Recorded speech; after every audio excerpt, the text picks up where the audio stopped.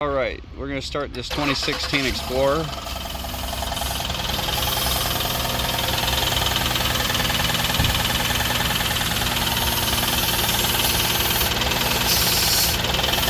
Niin, otetaan this